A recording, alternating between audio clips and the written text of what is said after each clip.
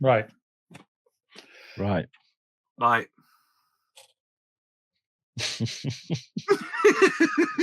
What are you going to do without laughing? I know the instant I'm going to start, someone's going to do something. No. Right.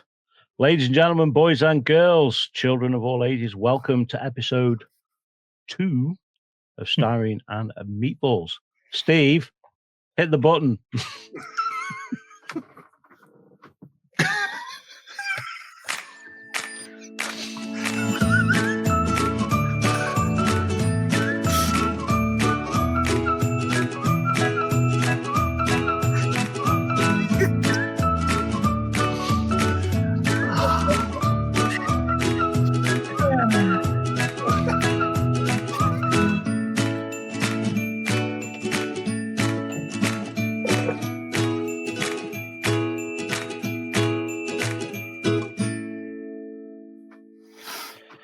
Oh, now, ladies and gentlemen, and everybody that is listening, it's hard to describe. That has been probably the longest intro we have ever done. We are almost 4 minutes into the show already, and we've been live for a few seconds. So, welcome along to episode 2. The usual gang are here. We have Graham, James, and Steve. Good afternoon, gentlemen. Hello. And how are we all fiddling? Oh, fiddling very fine. Thank you very much. Good, because we've all had a bit of a hectic weekend. So, all recovered? Yeah. So we are going to do the usual. We're going to quickly go around everyone's bench, see what they've been up to. It's going to be pretty obvious what most of us have been up to, especially after the 48 and 48 last weekend. So we will start off with, I've got them in order here on my screen here. So James, you are first in the list. So what have you been up to?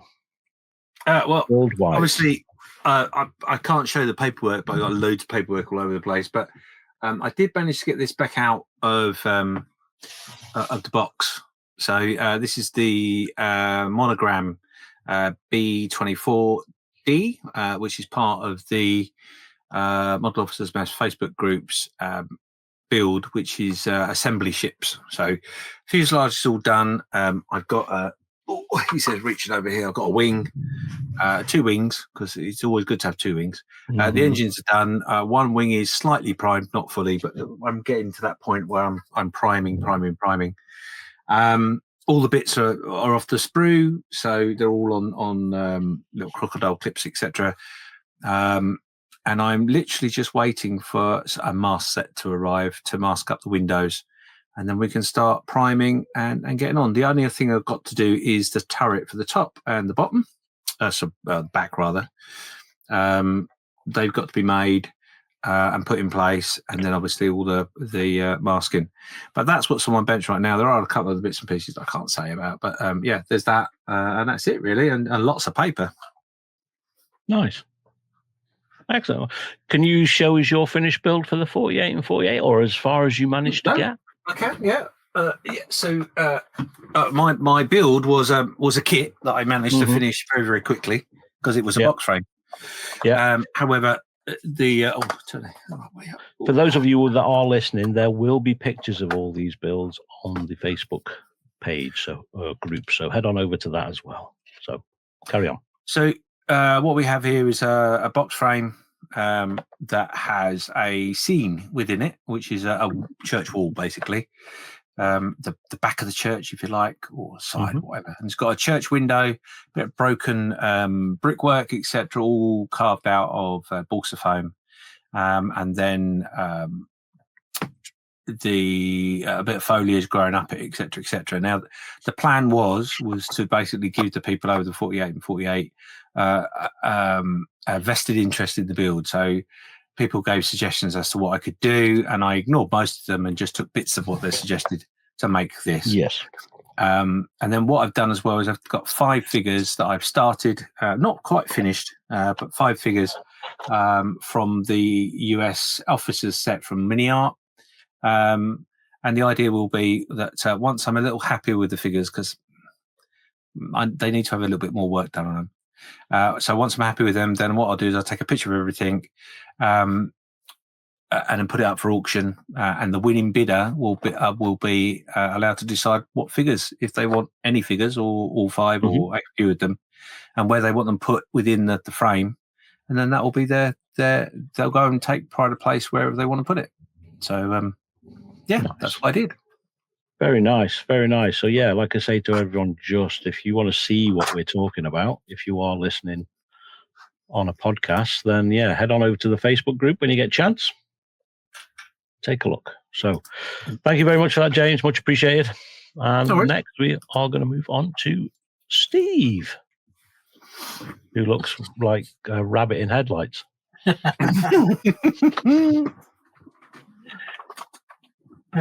Yeah, well, I'm currently building the 124th Spitfire. I'm enjoying it. You just inside of that. There's a couple of bits that are not quite correct, but that's my fault, not the kit. But yeah, it's coming along really nice actually. I'm currently working on the engine at the moment. Some bits in there, it's all painted and whatever. I just got some more bits to add up onto it, shall I say, which are all on the sticks, as you said. I need to find them and then paint them in the cockpit green, because that's what they are. And then there's a couple of pieces that need to be done in brass as well. So, but yeah, I'm quite enjoying the kit actually. It's going together well. What I really like about it is the fact that when doing it, everything's what you're doing with those part of the instructions is all on one frame. Got you. Okay. I say, and it just makes it so much easier. It's just rather than have to keep searching through like 4 or 5 different frames to build up one piece, But yeah, nice. I'm enjoying it. Cool. And your 48 and 48 build, did you manage to finish? I managed to do the 148 Sherman and Tamiya. And a Dio as well. Yeah, or a vignette, as it would be. Vignette is what they call it. I don't know what they call it. What's it called? What's the difference between a vignette and a diorama? I don't know. I can't believe he asked the question. I think a diorama's got to have more than 3 people in it or something like that. It? Oh, okay. Well, anyway, I've got 1 person, so it must be a vignette. But yeah, I was quite pleased with it actually. Different, shall I say, from building the 116, obviously, because it's much, much smaller. But yeah, it turned out all right in the end. So, like I say, do that in 48 hours. I think it's nice. Awesome. Work. Well, thank you for that, Steve. And we will move on to Graham. Hello, Graham. Let me just swap my camera over to that one. So, currently building the Airfix Sea King in 148. 148, it is 148, isn't it? Yes. Had that on the brain then. So I started this a little. I started tinkering with it a little while ago, and after much deliberation yesterday, I've gone back to it. All I'd really done in the past was take a couple of little greeblies off. I'm building version A, which is the dark blue one, and coincidentally, it's also the one that needs the most bits chopped off and refilled. So go me. So I'd already done a few little bits on the exterior first time around, but as of yesterday when I restarted it, these aren't fixed in. I've just put them in there to jig them. So the pilot and the co-pilot seat is made up, and then I've started taking away the greeblies on the outside, filled them with a little bit of sprue goo. Just need to finish sanding those down, and then I'll be on to getting the first bits of paint down. But I'll probably knock a few sub-assemblies up before I go into the paint booth and try and kill a few bits. I'm loving this kit so far. I've heard lots of good things about it, not least from Mr. Skiffins. So I'm looking forward to see how the build goes. Yeah. Are you planning to do it in yellow? No, it'll be dark blue. It's a shame. I just happen to have some of the right colour yellow that you could have used. Fair enough. Well, I thought I'd leave that to the yellow experts, and I would do it in blue. Whether it be the right colour of blue, I'm going to get. Oh dear! And your 48 and 48 build, did you manage to finish? Well, pretty much, yes. Surprisingly, so I did this little Tamiya Schwimmwagen. Hang on, let me switch my camera around because I can give you a better look from the side. If I go to, unfortunately, it means you've got to look at my face as well. But So it's a little Tamiya Schwimmwagen, again on a little vignette, which I was quite chuffed with, to be honest. I haven't done any terrain before. Oops, get it right. I haven't really done any terrain before, so I was quite chuffed to get that squared away. That was far too bright. The vehicle itself was a lovely little kit to build. I didn't really go to town on it. I just painted it in desert yellow and left it at that pretty much. Although I did repaint it with about 4 hours to go because I wasn't happy with the chipping. So it's turned out all right, but I probably could have. I wish I'd camoed it now. I wish I'd done it in the camo. But overall, I'm chuffed. I enjoyed doing it and enjoyed doing this bit, which was most important because I want to do more of that going forward. So, it was a good, fun little build. Excellent. That's the main thing, isn't it? As long as you've enjoyed it, everything else is secondary. Yeah, it was loads of fun. The whole point. What about yourself, Carl? Okay, so myself, I've got a few bits on here, the stuff I've been working on. So this is Andy Hobby Headquarters 1/16th Sherman. We've got the guide wheels there.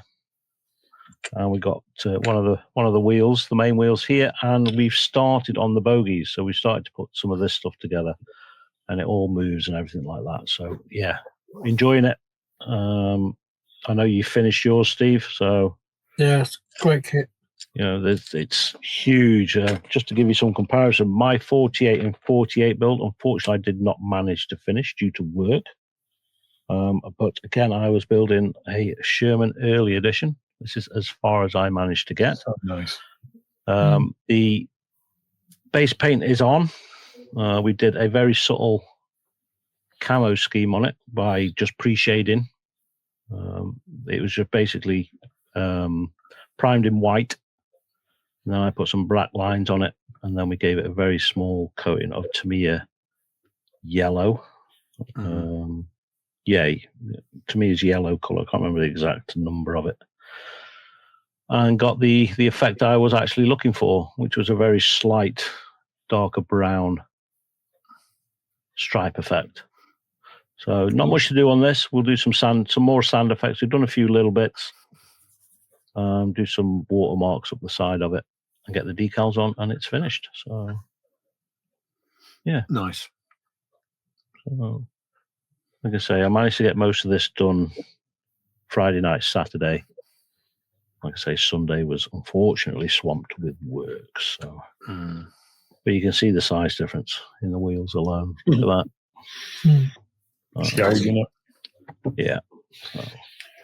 So that is where I managed to get to. Let me switch the cameras back around and bring everybody back onto screen. So that's where we're at. So, James, do you want to give us a bit of an update and the listeners a bit of an update on how the 48 and 48 went over the weekend? The guesstimate so far of what we've managed to raise, because we haven't got an accurate figure yet, I believe. So, yeah. No, we haven't. We're still counting and verifying, to be honest. That sounds ever so posh, but it's not really that posh. It's just the wife and the mother-in-law counting the coppers.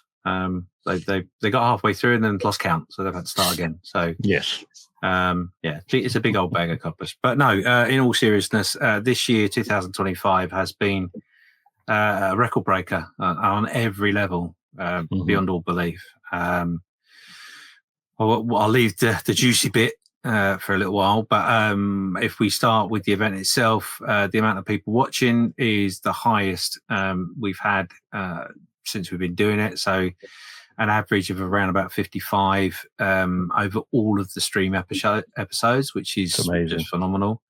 A maximum of 89 was one. Wow.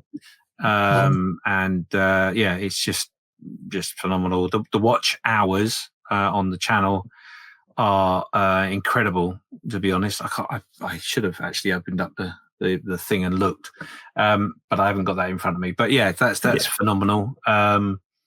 It's just the amount of interaction has been amazing. Obviously, we got the Discord group from Friends, Models, Heroes running at the same time, and they had them a stonking weekend as well. They had lots of people visiting with them. I think I'm right in saying about a maximum of 16 or more in one go. And loads of people popping in for a little bit and then popping back out and all that. So loads and loads of people.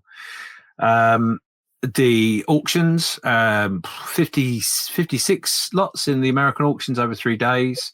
10 plus lots in the Australian auction. 12, I think. Oh, was it 12? Thank you. And the UK was 39 lots, I think, off the top of my head. An uptake of viewers for the Australian and people interacting from Australia and the Australasia area was up by about 365%, I think, off the top of my head, which is phenomenal. The bidding was just mind-blowing. And I think that was the money they actually physically took during the auction was up by about 400%. So that's quite amazing in itself. The UK, we did brilliantly with the auction. Most of the lots went for very good money. A few bargains here and there, but some great sniping going on as well. And some tears at the end of the auction for certain people that wanted certain things. But yeah, that was yeah, you're not the only one. There certainly was some lots there. Some amazing donations from all sorts of people. And then the amount of participation as well so far on the 48-48.org website. Obviously, if you took part, we'll put a picture up on the website for the year to say you took part and a picture of where you got to in the 48 hours. That's up to around about 70, I think, off the top of my head. But I know there was more than that. We had like crazy numbers. And there's a lot more pictures bouncing about, but I can't find them. If people want to see what we've shown so far, head over to the Model Officers YouTube channel. We've just finished a live stream there, and most of the work is on there, presented by the lovely Graham. Yeah, indeed.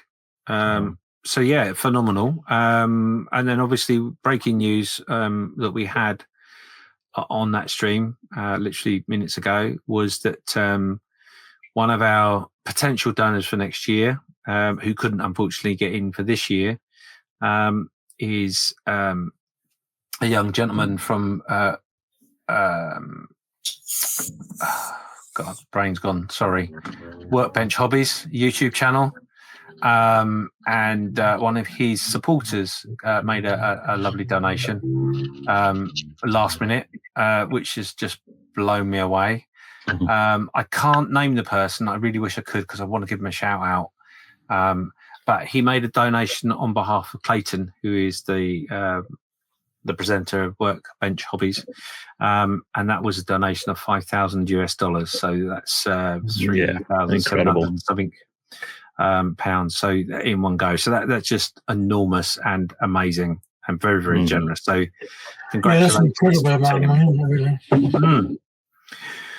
Yeah, so I wish I could give us a total, but I can't because I have a rough idea what it is, but I don't want to announce it until I've verified and make sure that is what's there. So no, definitely, but 100%. We're definitely north of the 10,000 target that we had. Definitely well beyond that. And I know, speaking to Malcolm and the treasurer of his wife of the charity, that they were both Caroline. Sorry, they both were blown away on Monday when I was telling them what I think the total might be, and I can't even imagine what the impact will be for the charity, because last time was a much bigger impact than I realised. So well done to everybody that got involved and donated. And a big shout out.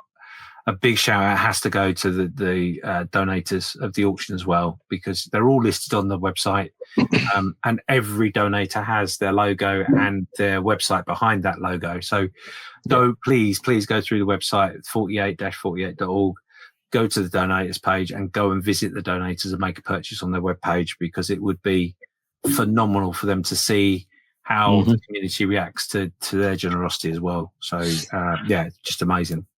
Yeah. Excellent. Thank you for that, James.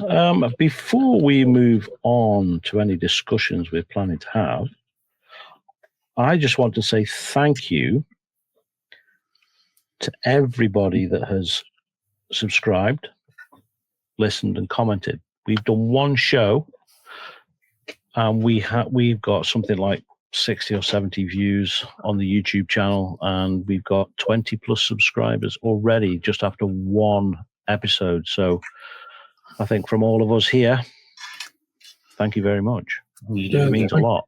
Thank you very much. Indeed.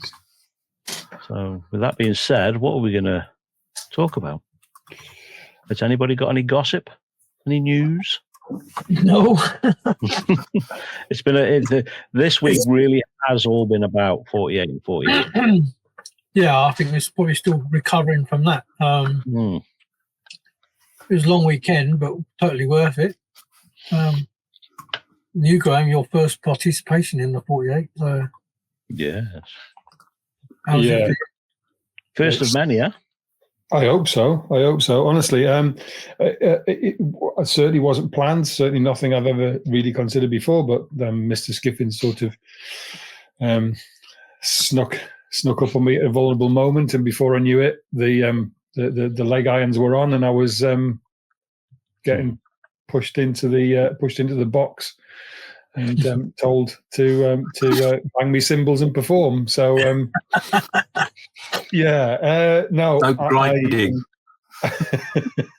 And I'm honestly so grateful to be invited on, because I absolutely loved it. It was just a great thing to be part of from the very start. The way that it all kicked off. If I'm honest, I was expecting it to be a bit more of a slow burner. I wasn't expecting the first live stream when we kicked off on Friday night. Pretty much immediately, we had over 50 people watching, and the chat was alive, and there was the atmosphere was buzzing straight away. And as soon as we started building, I was loving it. It was so good, and that never stopped all weekend. No. As tired as we were getting, and certain members of us were getting more tired than others because of reasons, but the chat just kept going all weekend. Every stream, there was plenty to talk about. There was plenty of people chipping in. Sandwichgate was a big issue, and honestly, so many wrong people in this world. It's unbelievable. Yeah, tomatoes in a sandwich, that's just wrong. Just ridiculous. But yeah, it was just a great thing to be part of. It really was. And then going on from there and recovering over the week, and looking through everybody's finished builds as well, or even if they didn't finish, getting to where they've got. I mean, some of the builds that people have finished in 40 hours is phenomenal. They haven't had good rest periods, I'm telling you, because it was, I mean, definitely go over to the Model Officers YouTube channel or our Facebook group and have a look at some of the builds on there. It's just amazing what somebody can turn out in 48 hours. I'm blown away. I'm blown away. And then looking at how much money we've made for the charity as well, it's just, as you can probably tell, I'm a little bit excited. Yes. Incredible moments. I'll shut up now for a bit. Yeah, I know I went to work on the Monday and I was a bit like blurry-eyed, but I had pre-warned my staff on Friday. I said, I could be at work on Monday. I might not be very talkative. just let me be. But actually, it wasn't too bad, actually. But yeah, it was well worth the weekend. So that's good. I've had no staff all week. There's been I've had one of my staff and me, and we've been massively busy. So I've been working 12-hour days all week. So I've had no time to recover until yesterday. But it's all been worth it. It's been so good. It's been absolutely brilliant. Yeah, I usually book the Friday and the Monday off, but this year I didn't, and I seriously regret that. Yeah, I can't do that, unfortunately. Seriously regret that. But yeah. Yeah, for me, I always book off before and after as well. But this year, because because it's the wife's birthday close by, just after the event, I actually went away for a couple of days. You Which, drove down to Denver. Mm. I tell you what, I can't believe what a good idea that was. Yeah, I was absolutely. But don't get me wrong, I had to drive a long way to get to where we were going. But even so, yeah, definitely needed the rest. So You have a good time though. Enjoy it. it was lovely. Yeah, we went down to Torquay and booked an Airbnb for a couple of days.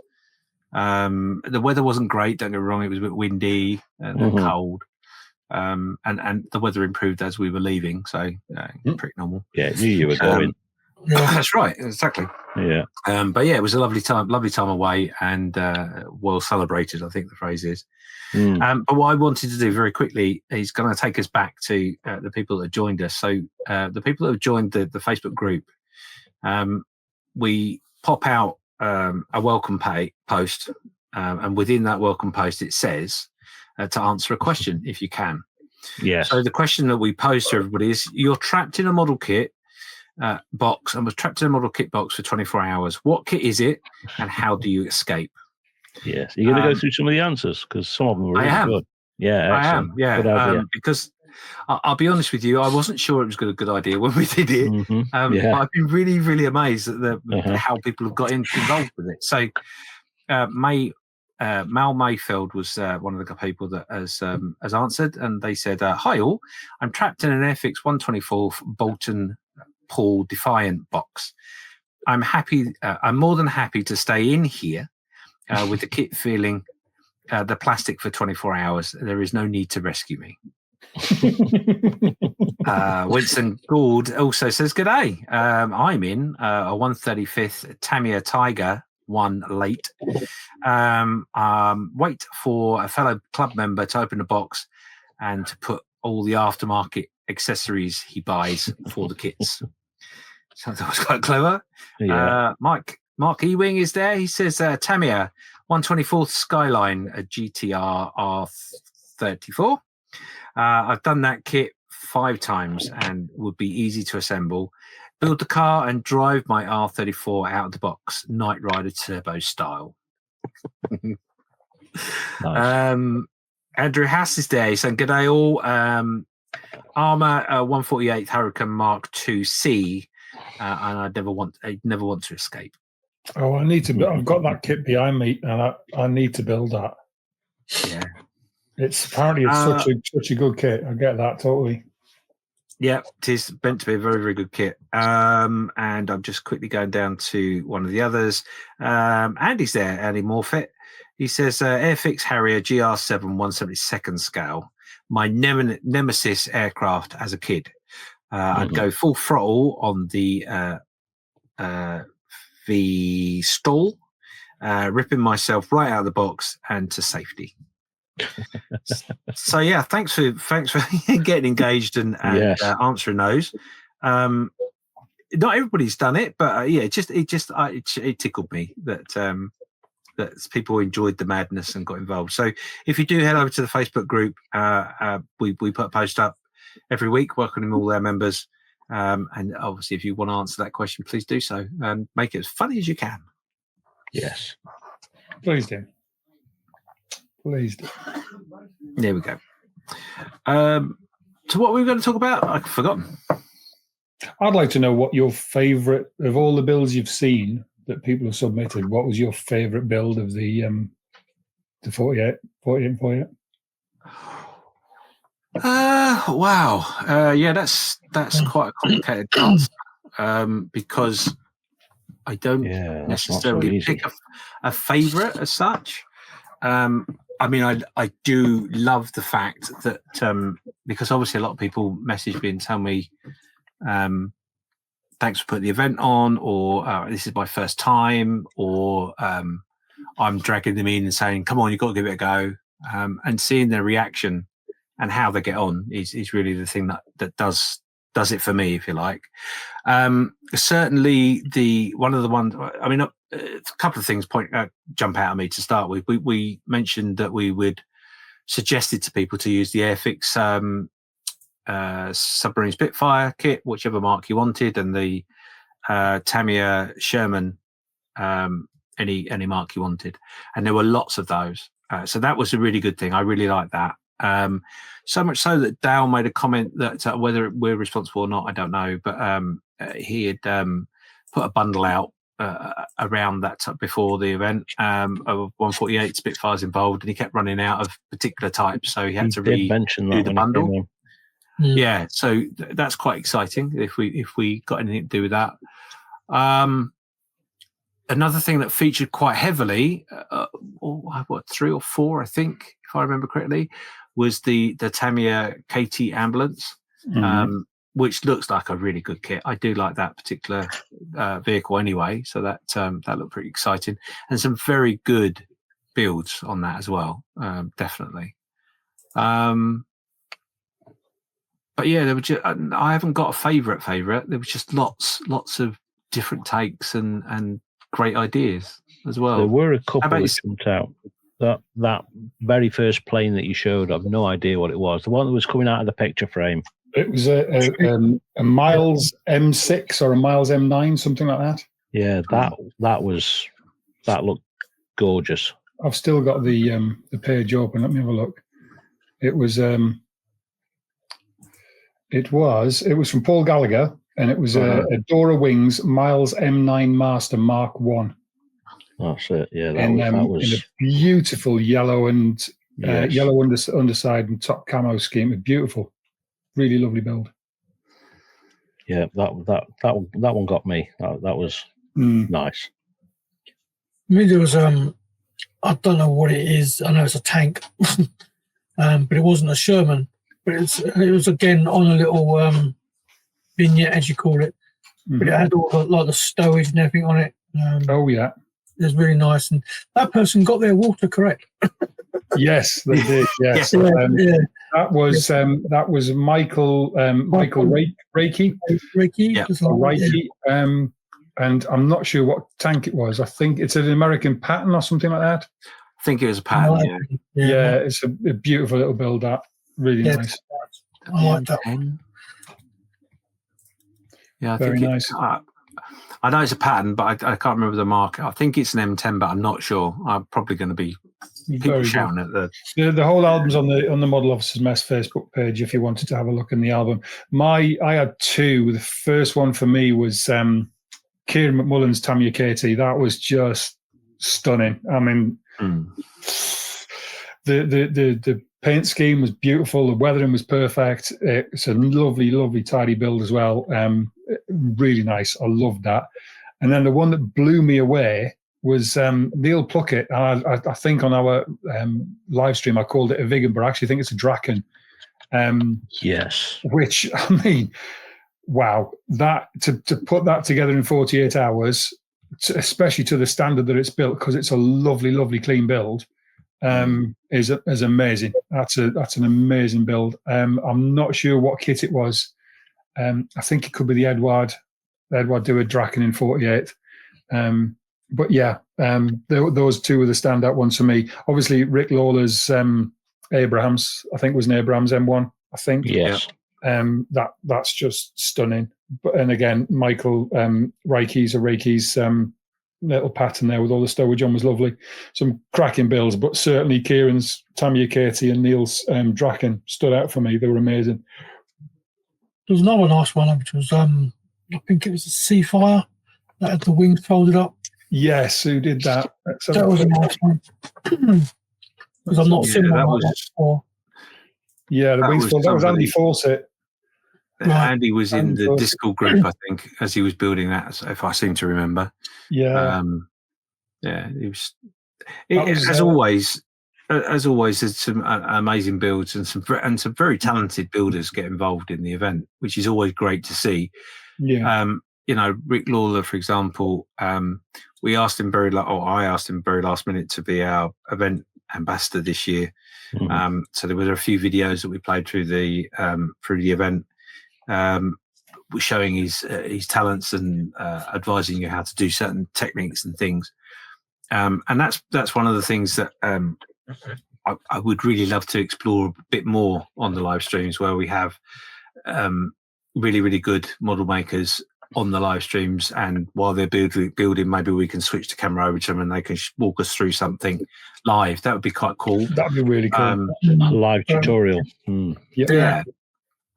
But even that said, some of the guys have put albums together and explained what they've done as they've gone along as well. So it's just an amazing event and some very clever builds. And it is all mainly about, because it's only 48 hours, yes, you're going to have to cut a few corners here and there. But if you choose the right kit, to keep it as least complicated as possible, it then gives you the ability to do your bases and all that sort of stuff if you wish to, like you did, Graham. Yeah, certainly. I mean, I wasn't sure, if I'm honest, how much I would get built. So I wanted to pick a really simple kit. And the Tamiya 40, I went for one of the older ones, a little Schwinn wagon, which is minimal parts, really. It goes together really quickly and easily. But my goal was to get that built as quickly as possible and get it onto a little bit of scenery, because that's something that I keep shying away from. I want to do it and I keep avoiding it.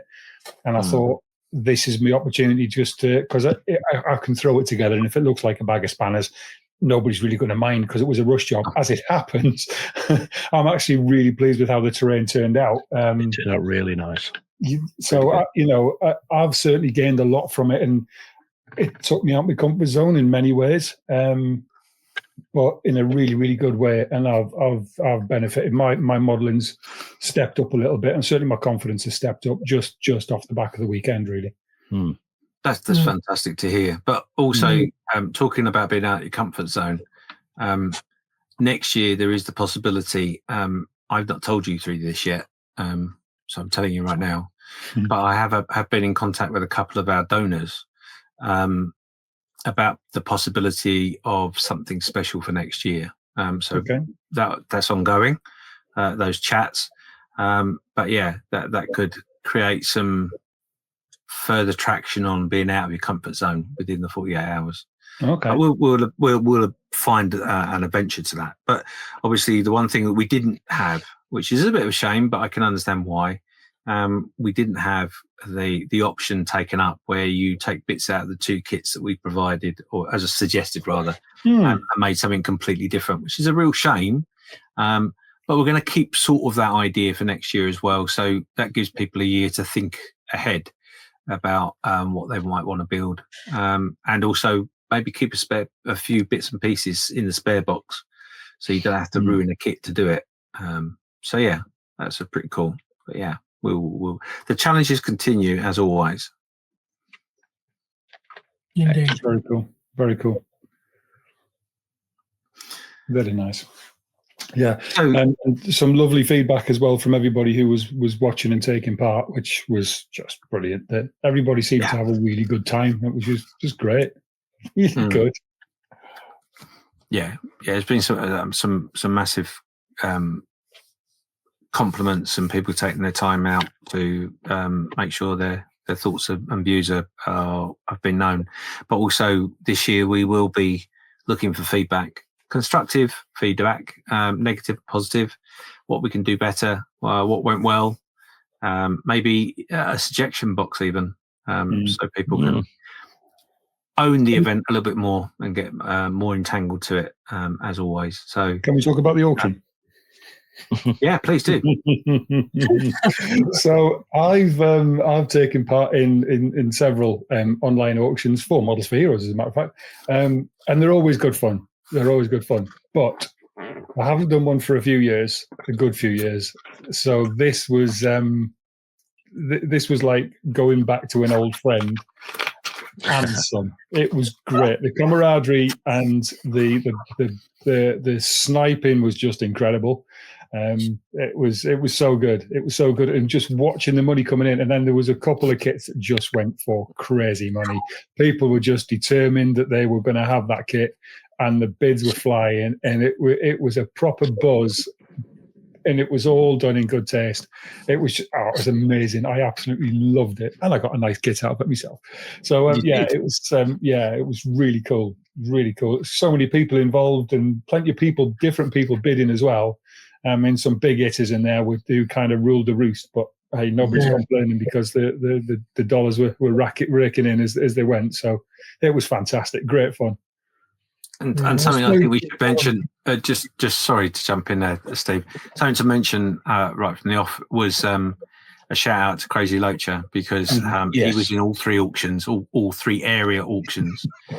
So he was involved in 5 auctions throughout the weekend, and he wasn't shy with what he did. No. But what's great about Mr. Loacher is that not only does he bid, and not only does he mean it when he bids, but he also then donates the stuff to other people. Because of the UK, the stuff being in the UK, I think this year is the first year that he's actually said, no, I'd quite like to keep that one lot, but the rest can you give to this person or that person? Yeah, there are some. When you watching the chat feed, and it's like, you won this one, and you go, yeah, can you donate that to such and such, please? And then every now and again, you just get, that one's mine. Yeah, it's been great fun. So I haven't contacted those people. I know who they are, and I got their addresses anyway, but I haven't told them it's coming. So they've got a parcel coming to them this week. That big shock to them. And I've done that on purpose. So yeah, he's a phenomenal gentleman, not only to us and that event, but also to YouTubers around the world. He's always helping and supporting. So thank you, Crazy. You are still crazy, but we love you. Sorry, Steve, what were you going to say? No, I was going to say I spoke to one of the people that did put bids in, and he was determined to. He had his eye on a particular kit, and he said, "Well, that's mine, whatever." And he won it, so he was happy with that. So there were some good bargains for people had as well, but no, some of the money that was going around was crazy. But yeah, no, it was good. It was the auctions were really good. And of course, we also had our bidding couple, which are always entertaining to listen to and watch. Yeah, that was very entertaining. Yes. Is there any outbidding again this year? Yeah. Oh yes. Yes. Were they outbidding each other? Oh yeah. Yeah. Yes. Yeah, they were both at it. Brilliant. Yeah, they Lewis and Nat love them. They literally sit next to each other, punching each other as they're bidding. So, I really must ask to see if we can get a camera. Live feed camera. Yeah, that would be quite funny. But that was going on as well. So yeah, it was a very active auction this year in the UK, and equally so in Australia as well. The very active goings on. But I have to say the Americans yet again. Wow, you want to watch sniping? Yeah, there were people. They literally just went, "Yeah, you're not having that. I'm going to make sure I get that. It doesn't matter what the cost," and that's. It's quite funny, actually, quite funny to watch, and even more awesome when you're in the position where you actually sit down and tie up what people spend, or have spent rather, over the auction. And like I let out today in the review that we just did, the review we just did on my channel. Crazy was outbid. He was actually outplayed in that in the amount spent, which is hard to believe. It is good. It is. But yeah, it's just brilliant. So a massive thank you to everybody. The bidding wars will continue, and create even more fun. Next year's going to be horrendous. I can see it can be mind blowing. But no, it's all good. It's really good, because I've also had I had feedback from people that were involved. I've had feedback from some of the people that were doing the presenting. But I've also had some feedback from some of the donors as well that tuned in. Some covertly, and some not so covertly. And they're really, really pleased for us how the event went, and they're really happy to be a part of it. So that's good. It's an awesome event. Yeah. Good involvement for next year as well, so that's really good. Oh yeah. I think it's a little bit like last year. I mean, when we started the process of talking to people about donating back in, I think it was about June last year. So it was quite soon after the event, and it was just a cursory, this is obviously next year's coming up. Do you want to be involved? and most of them, without even asking, just went, yeah, no problem. So I don't see any different. It happened any different. I know one particular donor is set to be in all 3 auctions next year that are only in one this year. It was a tester teaser sort of thing. And they were quite astonished how it all went. So they've already told me that they're going to be in all 3. So that's quite amazing. Just and also, like I said all the way through the stream, the Australian section, I wouldn't say it'd be weak. It was not weak. It's just getting the word out is a lot harder and a little bit more difficult. But certainly the donors from that area have gone full Monty with publicising the event, and that massively showed in the amount of uptake and people watching. So I truly think that's going to get bigger and bigger and bigger, that section, especially because a couple of people that are responsible for some of the big shows in Australia have already said that they want to promote it throughout the year. So that's going to be really, really positive for them and for that region as well, but certainly for the donors as well, which is really, really important, because the whole point of it is we all come together and work together as a team. So the donors and the community and everybody. There's a knock-on effect for the guys down in Australasia as well, because certainly up until very recently, if you chat to anybody from down there, we've got a couple of friends who are down that end of the world, and quite often kits and supplies and stuff are very expensive over there because of shipping.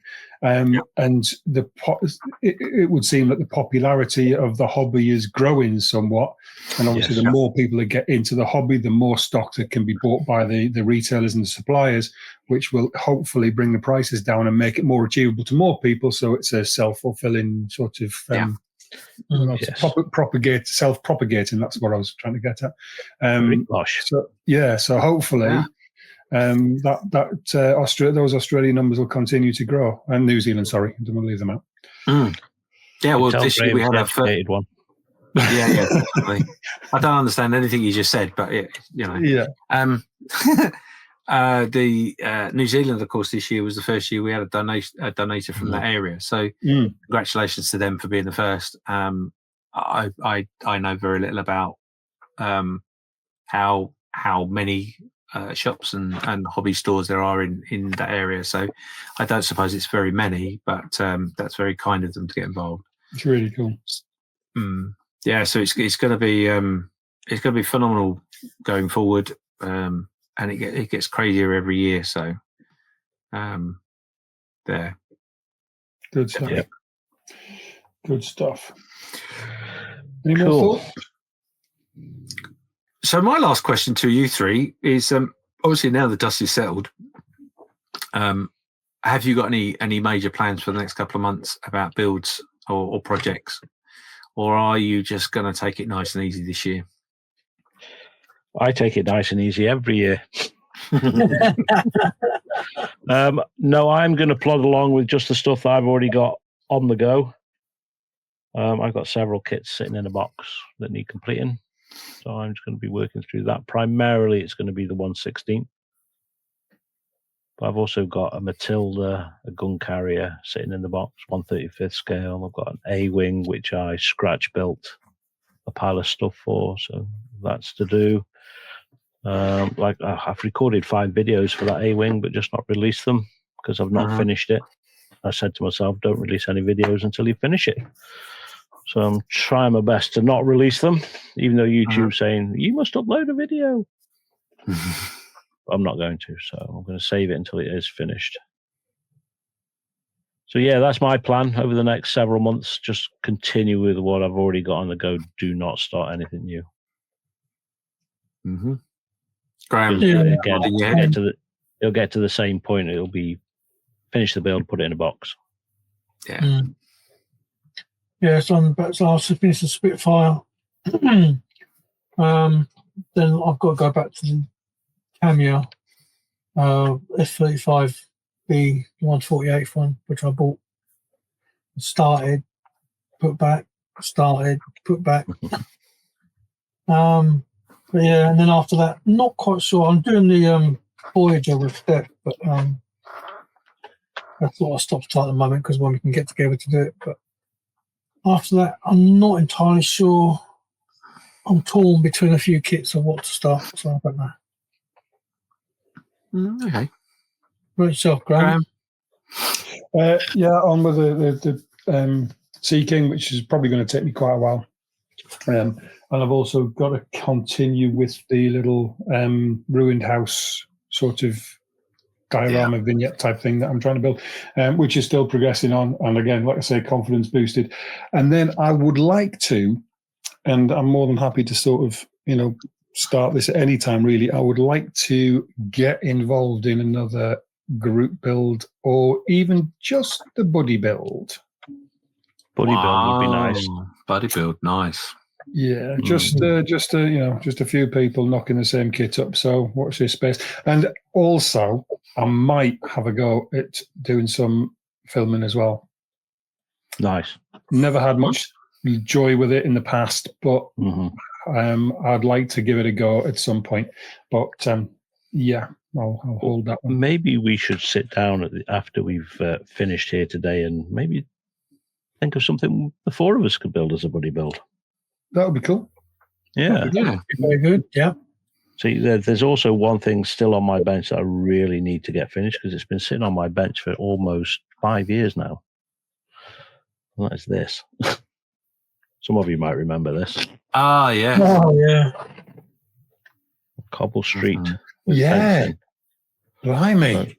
That has been sitting on my bench for almost 5 years now. 5 years, really? Is that long? Yeah. Well, maybe 4 years, but it's a long time. Wow. Jeez. Yeah. I keep looking at it and going, I must finish that. And Yeah. then not to. Cool. So the hard work on that is done. It's just, you just look at it and you go, nah. I've got that same thing, but I've got the Academy Viper, the AH1Z, and that's finished. It's painted. I actually decaled it and then messed one of the decals up, so I had to take some of those off. All I need to do is stick the alternate decals on and weather it and stick all the armaments and on. Everything's done. I just need to finish putting it together and stick the decals on again. And for some reason, every time I look at it, I don't want to do it. I don't want to do it, but I do want to do it, if you know what I mean. It's a really strange thing to have. Yeah, agreed. Like my fear starts once the build's finished. That's when my fear starts to slowly creep in. You're going to mess this up when you paint it. You're going to mess this up when you paint it. Yeah. So, there you go. Yeah, this year I must, in the next 3 or 4 months, I must finish builds I've already got. So, Cool. Cool. And you, James, what's your plans? I wouldn't say plans so much, more of the wish list. So obviously, I want to get this Liberator finished, which I'm not doing too bad on. I got a couple of things to do for Screwbox, which will probably take precedent after this, or maybe before and after. Yeah, just get that done. No jury. But one of the things in which I really want to start this year is I want to start my deck for my carrier in 135th. Yes. The other one you got in Telford. Yeah, so it's the Border Models a khaki carrier deck with airplane. Nice. But an unusual colour for a kit. Yeah, that's right. It sticks out. You'd be amazed. But once it stinks, you can't see it at all. Anyway. But my crazy idea was, the flight deck's very nice, but it would be very much nicer if it had a couple of decks underneath it. So, very big project. Yes, but something in which I want to start and just tinker with, because there's going to be quite a lot of scratch building involved to start with. I have to get myself another airplane kit to go with it, because it comes with one, but I want a 0 as well. So that's got to be purchased. So I've got to save up for that. but there's also some weaponry that goes on the side of the aircraft carrier that I ordered yesterday. So that'd be a nice little part build that will go on there. So yeah, I want to start that. It's going to. I think it's going to take me quite a long time, in fairness. But the idea is one of the spaces of my display things in my room at the moment has quite a big diorama in it, which can go on the wall. So I'm going to get that hung up on the wall and out of the way, and that's going to leave that whole area empty. And that's going to be where it goes. It's going to go in there, and I'm just going to add bits to it as I go along, with no pressure of time or anything. And what I'll do is I'll video some of it as I go along. And then when I'm satisfied and get to a certain point of the build, then I'll probably release a few videos and bits and pieces. But don't hold your breath. It's going to be a long project. So yeah, that's really the only aim I've got for this year. Everything else is sort of ad hoc and throw it in there. I've got a couple of bits to do. A couple of bits to do that I've said I would do. But actually, my next build is actually a Revell kit. Which I'd suddenly remembered that I got to do as well. So, bless you. That'll be a Revell Jaguar. So, i.e. the car. Not a 1/8 scale E-type. No, not a 1/8. No, it is an E-type. No. I didn't win that bid. It is a. I'm just looking underneath the bench here. Hang on. It is a 1/24 E-type. So yeah, that'll be my next little build. I've got it's attached to a couple of other things that I've got to do, so that's why I've chosen that particular kit. But yeah, so hopefully, where are we now? We're coming to the end of March. I would hope that mid-April I will open that box and start building the foundations of what I want to do. I think. Awesome. Well, we have been going for just over 57 minutes, so I think we should maybe wrap it up. This is going to be the 48 and 48 show, basically. the 48 and 48 Fallout show, shall we say. Fallout, really. So one thing to say before we do go, we are fortunate enough we will have our first guest on the next show, and it'll be entitled Who is at the Bench, or Who is at Their Bench. I'm not going to tell you who it is. I've spoken to them on Farsbook, so they know who they are, and they will be joining us for the full show next week while we do a very subtle and gentle interview of this said person. Maybe not so subtle. Yeah. So you've got that to look forward to next time. I hope you've enjoyed this show. Like I say, it is pretty much a 48 and 48 Fallout show for us. We've really not been involved with anything else over the last week, 2 weeks since the last show. So would anybody like to say any last comments before we sign out? No, just thank you to everybody who's listened, and keep on tuning in and subscribing and doing all the dewy stuff that you do when you subscribe, your podcasty things, doing your thumbs and your likes and your hearts and stuff. Yes. Yeah, that'd be great. Pretty please. Pretty please. Thank you. Right. Shall we try again? Steve, press the button. I'm not ready. He's not even ready. Look at that. Bye, everybody. Bye.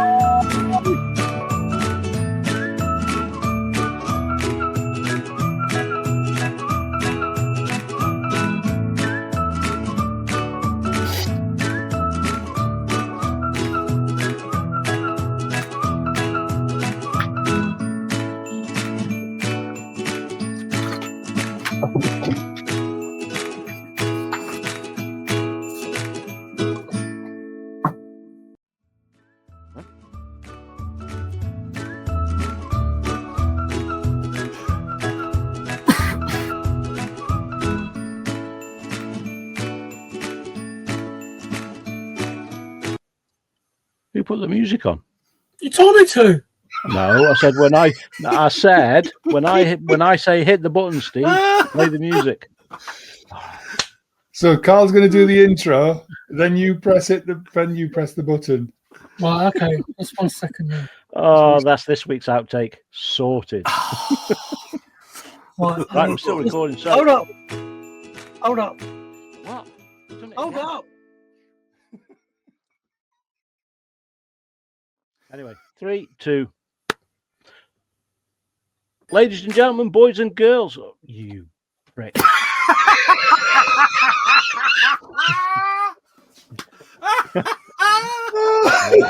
That's it. I've never worked with bloody children or animals.